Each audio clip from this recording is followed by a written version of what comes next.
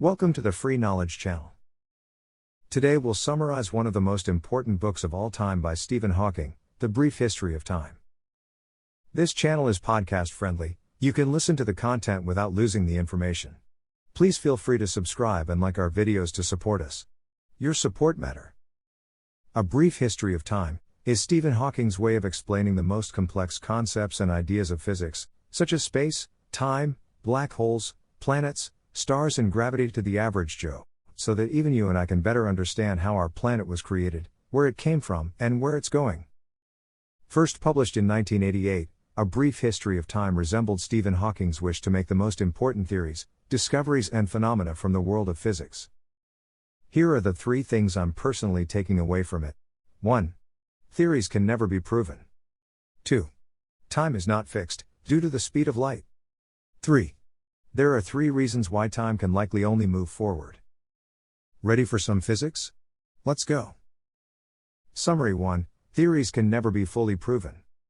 As children, we're all scientists. We constantly come up with theories, and then test them. For example, as a toddler you might have had the theory that a glass will easily survive its fall from the kitchen table. A theory, which you probably quickly went on to disprove, much to the frustration of your mom and dad. Nowadays, since we're grown up, we don't see theories as what they are anymore, educated guesses.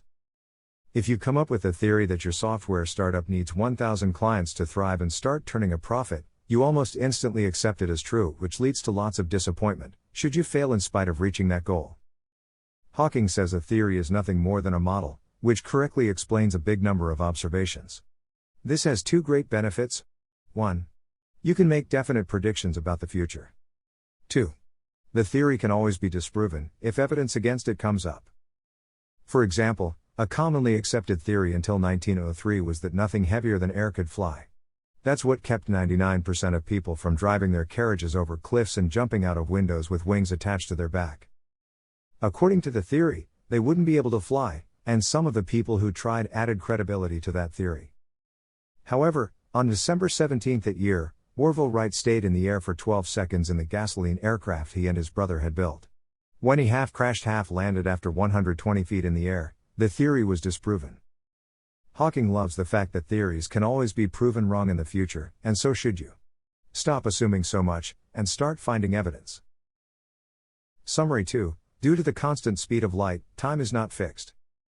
If you've ever wondered what Einstein's theory of relativity was all about, you've come to the right place. The general statement of this theory is that the laws of physics are the same for all freely moving observers and objects.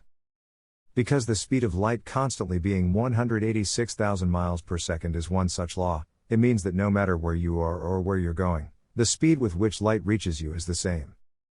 However, time is always determined by dividing the distance something has traveled by its speed, right? For example, if you take your car and drive for 100 miles at speed 100 miles per hour, it will take you exactly an hour to get to your destination. But if one person travels 186,000 miles towards a ray of light and another travels 186,000 miles away from it, but the speed of light is constant, the light would reach the first person 2 seconds faster, that is at a different point in time. That's the reason why time is relative and why Mr. Einstein has become so famous. Summary 3. Time can most likely only move forward, for 3 reasons.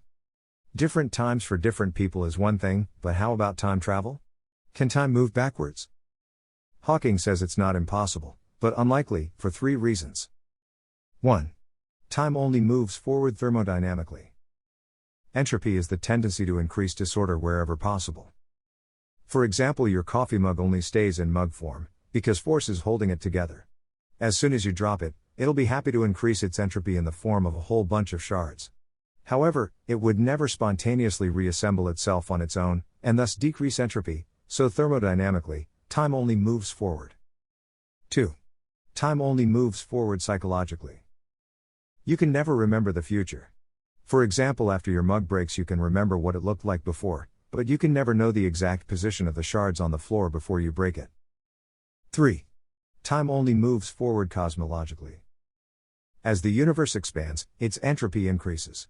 Since entropy constantly increasing also means that time moves forward, due to reason number 1, this adds to the point.